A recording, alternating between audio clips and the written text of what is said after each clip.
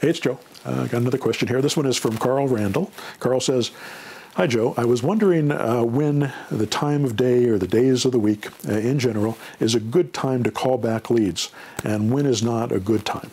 Regards, Carl. The time to call back leads is now. Now, as soon as you get the lead, call it back, because as soon as it comes in, that's when it's most likely to be the most likely that they'll be there to answer the phone. So try to call the leads back as soon as they come in. The longer the lead sits, the less likely it is they'll remember why they called you back in the first place. So call them back immediately. There's not a particular time that I find. I used to try to figure this out too. It's like, okay, well maybe if I call them, not like at 10 o'clock in the morning, that would be before they were on their way to work and before they got to lunch, or I call them in the evening after 7, after dinner. None of that matters. None of it matters. What matters is look at your schedule. When can you make the calls, and how soon, how close to the time that the lead came in can you make that call? Because that's what's most important, that you call them quickly and you get on the phone with them and you talk to them intelligently.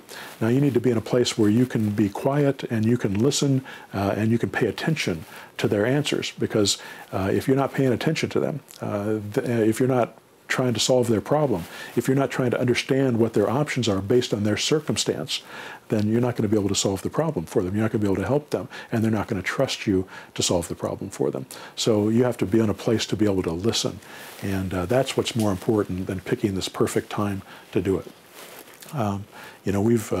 Back when I was a realtor many years ago, we would call for sale by owners. Realtors, it's a great lead for realtors because 85 to 95% of for sale by owners don't succeed. They don't sell their properties themselves. They either take their property off the market or they list it with a real estate agent. We're giving them another option with the for rent method that says, hey, we can do it this way and it won't cost you a dime, as far as the realtor goes.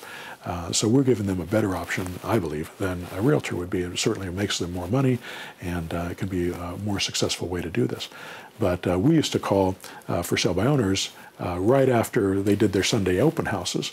And a lot fewer people are doing open houses, but there used to be a list in the newspaper that would have the list of open houses, and usually they were over by 5 in the afternoon. So you call them at 6, and you talk to really despondent for sale by owners, because they spent all day trying to clean up their house and baking cookies and trying to make it look nice, and people would come in. They got 3 people that came in, and nobody wanted to buy it, and they don't understand why.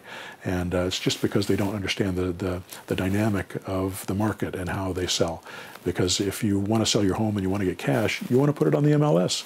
When I sell a property for cash, we just closed a property the other day that I sold on the MLS. It's a property that we bought, and we bought it through a foreclosure situation, and we fixed it up, and we turned around, sold it, and made a profit off it, and we sold it through the MLS. Now I've got a license, so it's a little cheaper for me to do it, but I still have to pay a co-op fee to get it sold, and so we still made a profit, but you sell it quicker because the people that have cash or can get a loan to buy the property are all working with realtors, so they'll go and work with a realtor because a realtor is free for the buyer. It costs money for the seller.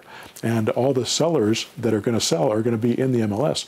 And you don't have to, if you're a buyer, you don't have to deal with that seller at all. You just deal with your agent, and they do the negotiation back and forth with the other agent, and they do things right.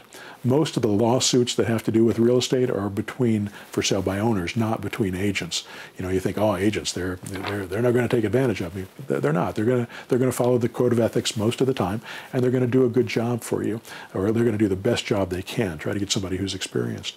But the biggest problems, the biggest lawsuits happen when you have a buyer and a seller who are dealing directly with each other in a for sale by owner situation, and neither of them have a license, and that's when lawsuits start to happen. So try to stay away from that situation. So I kind of got off on a tangent there, but call people when the leads come in. That's what's most important in this process. Just get on the phone with them as soon as you can. All right, hope that helps.